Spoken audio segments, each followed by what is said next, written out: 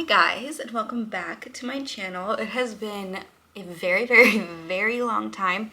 I honestly planned on keeping up with my weekly vlogging, and then I don't need to get into all of this, but like had some mental difficulties adjusting to our move and just like getting in the swing of life. And then like it felt like almost every single week we were having really big changes over here.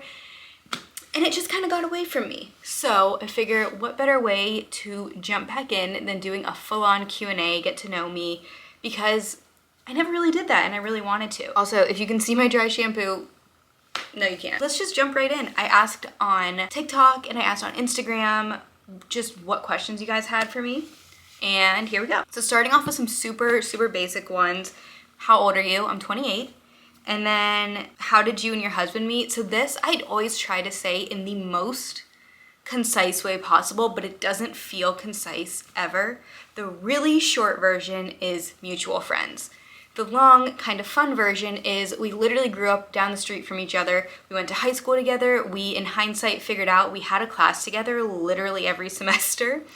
Including like first period, first semester of freshman year. But we just like sat on opposite sides of the classroom, ran in different circles, and just did not interact or know each other at all until way later in life. I went to Clemson, he went to a school called Georgia Southern. Our best friends were dating at the time.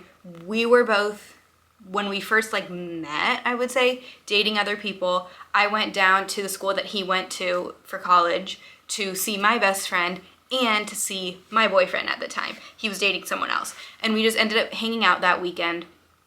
Then I ended up getting invited to a Friendsgiving at his house when like I had no business being invited to this Friendsgiving. I think it was one of those things that just got organized while I was there. So they were like, Nicole, why don't you come? And like I knew everyone, but it was not my friend group. So it was very nice that I was included. Then literally we go like a year and a half, 2 years, have nothing to do with each other, don't even speak to each other. Then his best friend is in a band and they were playing at this music festival called Bonnaroo. And so I was going with my best friend and we were gonna go support them. And then she was like, oh, like Matt White is coming. And I was like, okay, cool. And I was, at this point, like when I tell you, I was so far removed. I had just gotten out of a very tumultuous, I don't know if tumultuous is the right word. I had just gotten out of a very difficult relationship, was not looking for anything. And I'm also an extreme introvert. And like to the point where I was at Target one day and I see him and we're about to go to Bonnaroo together. And I'm like, ugh, I should probably go say hi. Like that's the right thing to do. Book it the opposite way. I'm like, I'm not talking to anyone I don't need to talk to. Anyway, we go to Bonnaroo, we hang out and we're just kind of friendly. We went to the festival June 2017. And then July, we kind of started talking and we didn't start dating until that December 2017. And then we started dating. We said I love you to each other within like 2 weeks of officially dating. Booked a trip to Thailand together that was going to be like when we were barely even dating a year. Like it was one of those kind of, our relationship sped up real quick. And then yeah, that's how we met. I don't need to give you the rest of our life story. Unless you guys want to know more questions about him, then let me know. But that's how we met. Next question is, okay, wait. It says, why did you move to from LA? I think maybe that means like, maybe it was a typo and it's like, why did you move to LA and why did you move from LA? I moved to LA for grad school. I went to USC for occupational therapy. And if I could, I would live in LA for the rest of my life. Sounds so stupid. I fully believe like that is where I'm supposed to live. I was my happiest there. I was thriving. I had the best routines. Like it is where I'm supposed to be. However, the price is not where I'm supposed to be. It was so unmanageable by the end of when we were living there. It was just unmanageable. So that's why we moved. The next question is like, are you living with your parents and what are your guys' plans now that we moved? Yes, we live with my parents for now. And the plan is, next question, hair care routine.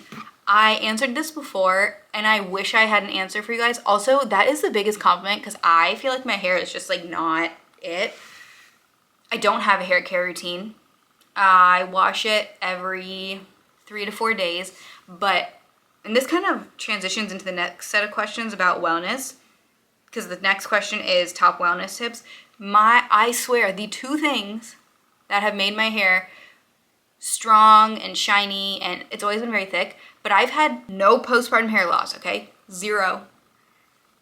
Armor colostrum and collagen. I swear by that combo, my hair is like growing faster than it ever did postpartum. I mean, in pregnancy it grew super fast, but it has grown so I keep saying so thick, it's always been thick.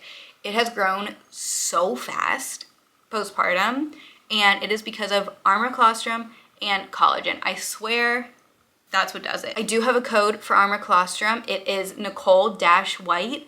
I will put it on the screen and I will also put it in the description. I can't recommend Armor enough. Like, again, going into the next question, top wellness tips, armor colostrum. I'm obsessed. It's my favorite part of my wellness routine right now, and it has been for a couple weeks. And if I keep glancing to the side, it's because I have the baby monitor right there. Other top wellness tips is just to find sustainable things for you. I struggle with that sometimes. Like, this goes for workouts, this goes for an eating pattern, and I don't want to call it like a diet, but just like a way of eating. Like, for me, being vegan was extremely sustainable for the past 5 years, and it worked great for me, and then just things changed and it didn't work as well. But find a workout routine that you like, find supplements that you like, just all these things. It just needs to not feel daunting. That's my biggest wellness tip. I'm gonna jump straight into the next question. It says, you said you used to eat bad and now you seem to do great with like meal planning. How did you quit your bad habits? So this and the previous question, I would love to do a deep dive on my wellness journey because it was a journey to say the least. So if you guys are interested in that, drop comments of your more like detailed wellness questions, and I would love to do a sit down chat just telling you my whole journey, because like I said, it is a journey. But anyway, to answer this question, this is not going to have worked for everyone, and I'm very aware of that. The way that I really made the shift in my eating habits, and this is not everything, but I used to be the biggest sugar addict. Like, Matt always joked, but it's not a joke because it actually happened, that he one night at 2 a.m. heard like crinkling and I was eating Hershey Kisses at my bedside table. Like, I wish that was a joke, but it wasn't. And what I did to kind of kickstart all of my just like better eating habits was I went cold turkey. I said, no more sugar. I cannot have sugar for a month because I was craving it so intensely. Like, I needed a big concrete separation. So that's what I did. I don't necessarily recommend that to everybody because that might not work. But for me, that's what really just like started that journey, I would say. And then over the years, it was just learning more about what's in our food, ingredient lists, and just kind of slowly figuring out like, this is a better choice than this, and like slowly making those swaps throughout the years to where now I don't even like question things. Like, I had the conversation once, I think it was either my mom or Matt, they were like, doesn't it just make you like, isn't it so exhausting just like read the ingredients? I'm like, no, I love it. I love seeing the good stuff that's in my food. I love knowing that I'm making a better choice for myself. And it, honestly, like, I just love it. But yeah, I would say it's a slow process. Maybe pick like one thing in your life that you're like, this I know is not great for me. Maybe it's you like Cheez-Its. Cheez-Its are your favorite snack.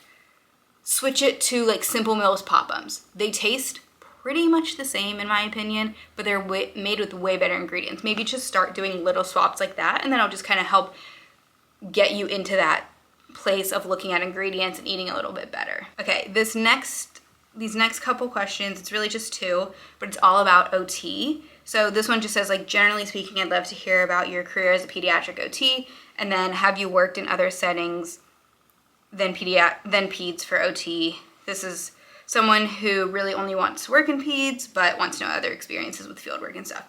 First of all, if you don't know what OT is, it's okay, because a lot of people don't. OT stands for occupational therapy, and it is not helping people get jobs. Occupations are what we need to do to be independent in life. If you're working with a stroke patient, this could mean helping them brush their teeth, helping them go to the bathroom, get dressed. If you're working with children, this can be social things. Like, occupations as a kid is being like a student and playing. So basically anything that you do in your life to be independent can be considered an occupation. I specifically have always worked in pediatrics. Did I know I wanted to do peds when I went into school? Yes, but you often hear two things. You hear, I knew I wanted to do peds and then I did it and I hated it, or I really didn't think I wanted to do peds and then I loved it. I was neither of those. I have worked with children my whole life.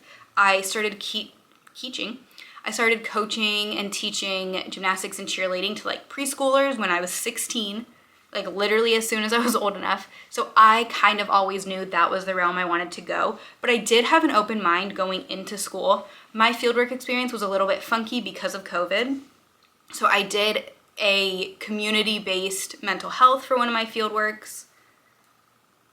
What were my 2 field? Okay, oh my gosh, my brain just like short-circuited. That was my level 1 fieldwork. So my 2 level 2 fieldworks, one was an outpatient peds clinic, which is where I ended up working. And then one was an outpatient neuro and hand clinic.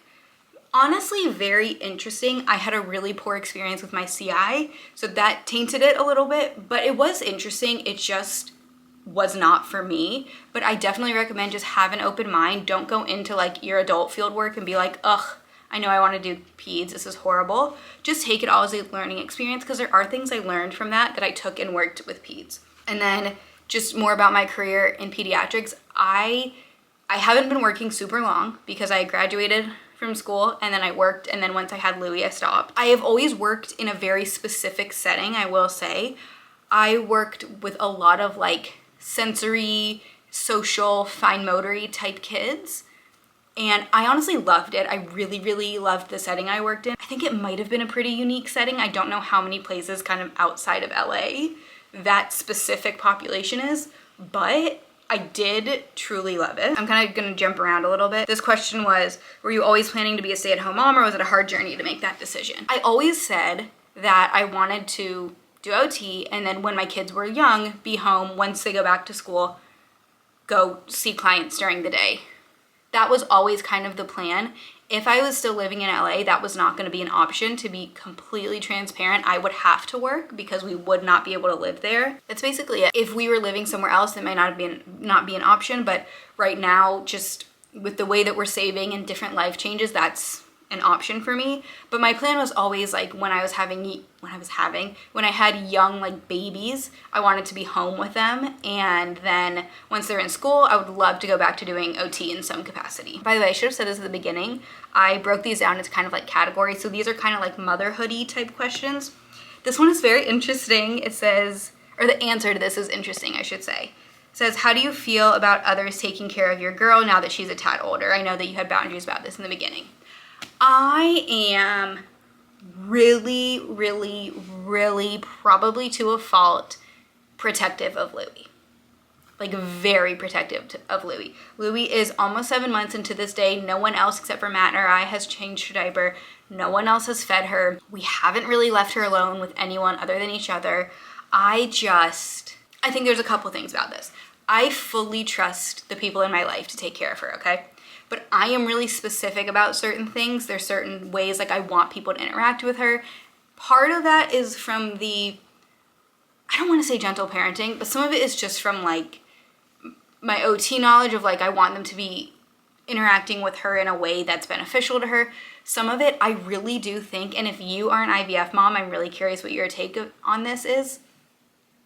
I think I'm extra protective of her because of what we had to go through. That is my opinion, and I don't really know when that's going to change. I will say Matt and I are doing something. I'm filming this, today is Thursday. We're doing something on Sunday where we can't bring Louis, and either we're going to leave her at home with my parents or we're going to have them walk around the little shopping center with her so we're closer to her. It's just like, it's really tough. And I do also think part of this, because I've had a lot of people say to me like, oh, like, let me take her. Don't you want a break? And I'm like, no, I literally never want a break from her. And I almost feel that's like insulting to insinuate that I need a break from my baby. Again, that could just be me. But I think it's because we are so lucky with Louie, and she has been so easy, and she's so chill, and she's just so fun that I'm like, no, I don't want to miss like a single moment with her, and I don't need a break. I don't want someone else to do those things for me. So that might be kind of harsh. And I am learning, this is a newer thing in my life, where I'm learning to recognize that I can be harsh about certain things with the best intentions. But anyway, so that might be the harsh reality of like, I don't trust other people, but I don't. We need to, we as in me, I need to work on it, but currently we have not let other people take care of her yet. Next question, I got this a couple times, is do you want more kids? Would you want it sooner rather than later? Do you plan on waiting a few years? We absolutely want at least one more, but in terms of timing, I feel like that is so personal that I don't want to share. We don't want a super big age gap, I'll just put it that way, but I'm not going to share like the details of when we want another kid. This kind of goes along with that. Second kid plans, fears and anxieties, fellow IVF mom, traumatic labor, so I'm scared to ever have a second. Again, in terms of labor, I am extremely lucky. If you have not seen my birth vlog, I will link it below, and I'll also link my birth story. I had an incredible labor, to be completely honest. Like, I don't think it could have gone smoother if I tried. So in terms of that, I'm like, and I was terrified of labor before, basically until I got pregnant. And then when I was pregnant, I kind of dissociated and was like ignoring the fact that I had to get this baby out somehow. But then accepting the fact that I had to get the baby out made me weirdly at peace with it. But literally the whole labor was like waiting for the other shoe to drop, or like my husband keeps saying like, you didn't even break a sweat. Like I was like waiting for something to happen. So in terms of labor, I'm not worried. In terms of the IVF portion, I don't know how to fully explain this. Number one, if you guys followed my IVF journey on TikTok, you will know my mindset through IVF kind of shifted towards the end. I was like, I'm not telling anyone when I'm transferring. Nobody gets to know details because I don't want to answer any questions. I want this to be between us, and I can't have any external stress, okay? And personally, I feel like that worked because I got Louis out of that one. But I also am very torn constantly between being realistic and managing my expectations and manifestation and only speaking positive things. So I'm gonna say this like one time, and then I'm not gonna say it again ever because I don't want it out in the universe. So we have one embryo left. We only have one embryo after 2 egg retrievals. We have one embryo left. So I wholeheartedly believe and know that that embryo will be our next baby, okay? It's gonna work. I will get pregnant. We will get a baby out of that embryo. And we plan to do the same protocol because that's what worked. Now, in terms of the fears and anxieties, all I'm gonna say in terms of that is on the extreme off chance that that doesn't happen that way, we are planning to transfer probably earlier than we would have to create that buffer. But I'm confident in our little embryo that we have. This was the scariest thing. We had to move it from California to Georgia. I was picturing it like Grey's Anatomy. I don't know if this is how they do it. I'll need to ask someone. Like, I was thinking of it as like an organ transplant where they like helicopter it and someone flies with the cooler. But our embryo made it safely, so that's all I care about. Okay, and then I got a ton of questions about breastfeeding and weaning and formula and all that stuff. First one, I'm gonna just kind of run through all of them and then I'll answer them. So like, how did you decide to end your breastfeeding journey? How was your breastfeeding journey? How did you stop breastfeeding? Why did you switch to formula? And then what benefits have you found after stopping breastfeeding? So in terms of my breastfeeding journey, I wouldn't say it was amazing and I wouldn't say it was bad. I know some people are so deeply connected to breastfeeding and they feel like it is a huge bond and tons of things like that. I personally did not. I mean, I definitely felt the bond. I did not have a super emotional attachment to breastfeeding, which I think is what made weaning really easy. Not easy, but the decision to wean was not super difficult. I never felt 100% comfortable breastfeeding. I felt like I always had to be like watching Louie and like looking at her, and so I felt like it was really hard to breastfeed in public because I'd be exposing myself all the time, and like, not that I care about breastfeeding in public, but I don't just want to be like flashing people. And Louie like spills a lot and gets milk everywhere when she eats. I was also starting to have a little bit of a mental struggle with me having to be the sole provider for her, and I needed a little bit more flexibility.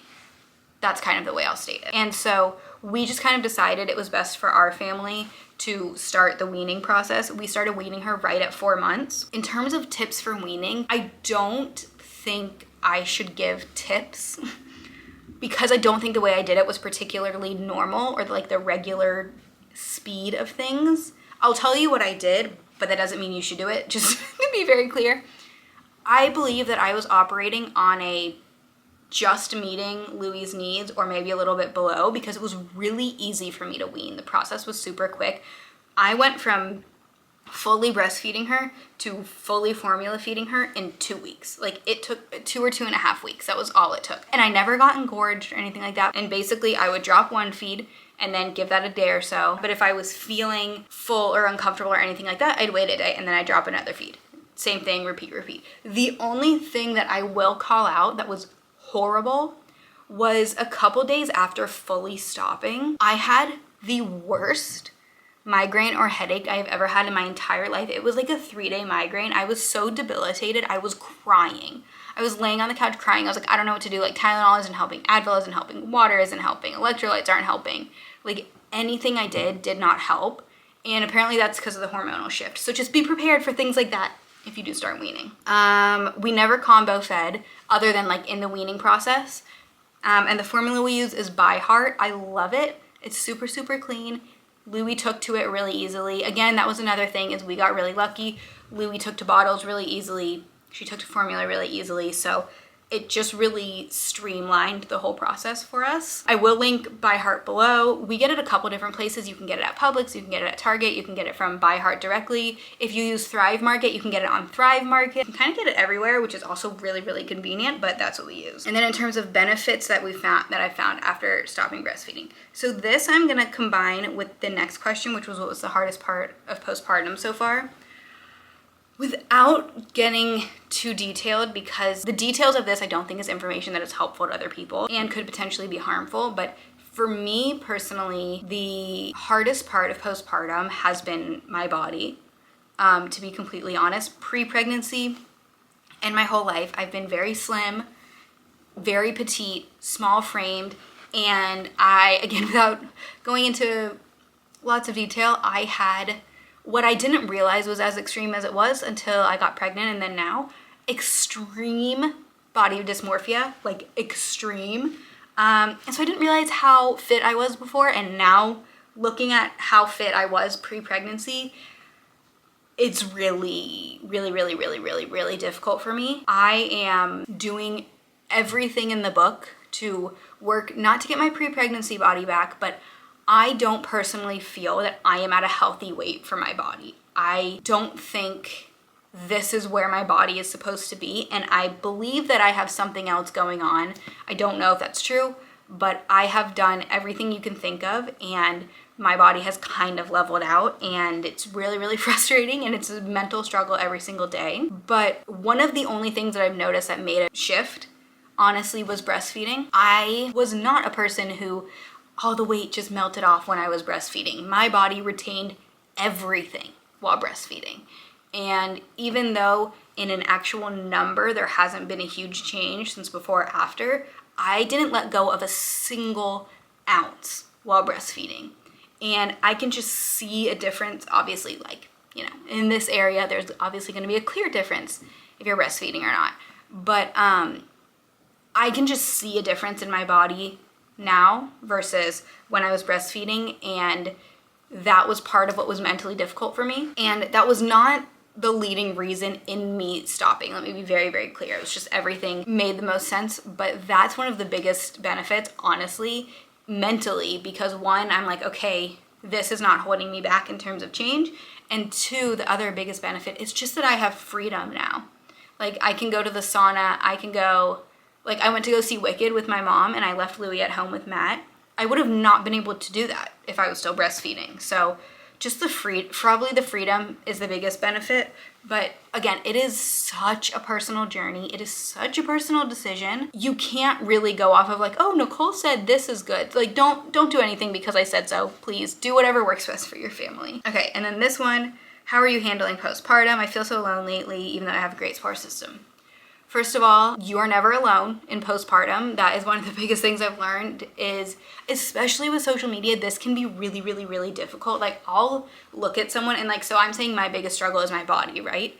I'll look at someone and be like, oh my God, they look better than they did pre-pregnancy. How is that possible? And then they're like, I had really severe postpartum depression. Like, everyone has their own postpartum struggles. So I'm working on this. Do not compare to other people. That's my first tip for that, is just like realize everyone has different things. So just first of all, just realize everyone is going through their different postpartum struggles. In terms of generally how I'm handling postpartum, I don't want to make anyone who is struggling feel bad. Let me be very clear. Mentally, I've been fine. Emotionally, I've been fine. I did not experience a lot of the things that women have to deal with postpartum, which I attribute a lot to Louie. Honestly, she's so chill, such a great baby. But I do understand the feeling alone, despite having a support system. I don't feel that in a super direct way, but one of the things that has become very clear to me postpartum is just, in terms of like support system, is depending on where you are in your life and where like your friends are in their lives, it's hard to maintain relationships, honestly. And I think this is one of those things that seems so silly, and then you're in the position and you're like, okay, I get it. Until you have a baby, you don't understand a lot of things, okay? And I hate when people say that. And I'm not even one of those like, don't give advice unless you have a baby. Like, I don't care. I don't take most people's advice, generally speaking. In terms of support system, in terms of like friends, I definitely have friendships that have shifted and friendships that have blossomed. I think you will learn who your greatest friends are and your closest friends are in your postpartum period. That's my opinion. It might not be the same for everybody. I'll just kind of leave that at that. And then kind of wrapping up, this is just some more general fun question. Number 1, does Louie have teeth? She has one little tooth poking through. Oh, I think I forgot to write this question out. Someone asked for teething tips. Again, I am really horribly sorry to say this, and I'm really sorry if you can hear the landscapers. There's no way you can't hear. Okay, I'm just gonna hope you can hear me. I'll make this really quick. In terms of teething tips, again, I'm so sorry to say this. Louie has handled teething thus far like a champ. She's been like a little bit fussy over the past couple weeks, but nothing that we're like, oh yeah, it's your tooth bothering you.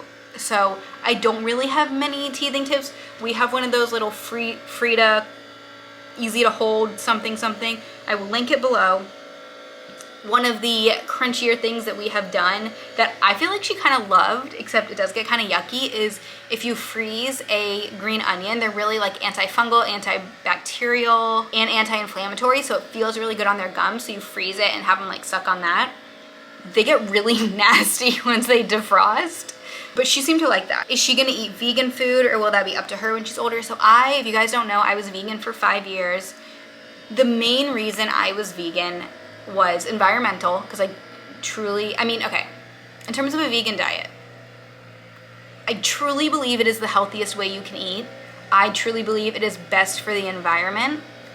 I truly loved eating vegan, but I don't think it always works for everyone. And I think that's a really important thing to understand, is that at least like if it's something, there's certain people who are like literally born vegan and they're vegan their whole life, and so they would never know if it works or if it doesn't. In pregnancy, I got to a point where my stomach felt so squished that I was like, I cannot eat a lot of food. And just naturally, with a vegan protein source, protein specifically, and yes, there is tons of protein in a vegan diet, let me be very clear. That is not what I'm saying. Nobody think I'm saying you can't get protein on a vegan diet. But at least what I was eating personally, I needed to eat a lot more volume, and I physically couldn't. I was feeling sick if I ate that much. So added in chicken, added in eggs. I am dairy intolerant, so that's kind of where the dairy stands. Not a big seafood person, whatever.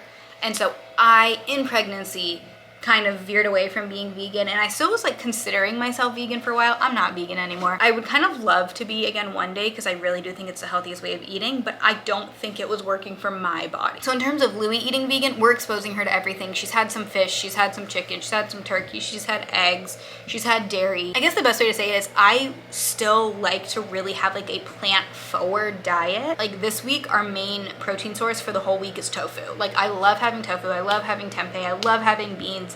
And I do think it's really important to have a variety. She's gonna be introduced to a lot of plants, a lot of veggies, a lot of alternative protein sources that are not just animal-based. But one of the things I also firmly believe is a piece of like pasture-raised organic chicken is a lot better for you than a fake chicken. And I've believed that my whole vegan journey. It's just that I didn't wanna be eating the actual meat, so I don't know, that was a little bit of a rambly answer, but basically my point is she eats everything currently. We will continue to expose her to everything, and it will totally be her choice if I decide at one point to go back to being vegan or vegetarian, I'll explain it to her. I'll let her make the choice, 100%. Very last question. This is a kind of a fun one to end on. Did you have any names picked out if Louis was a boy? Any other girl names for Louis? We have one boy name and we had one other girl name. Safe to say I will not be sharing those because if we have future children, I'm not gonna say what their names are. Anyway, the landscapers are so loud. I'm so sorry. Thank you for watching. Subscribe, like, do all that fun stuff, and I will see you guys in the next video.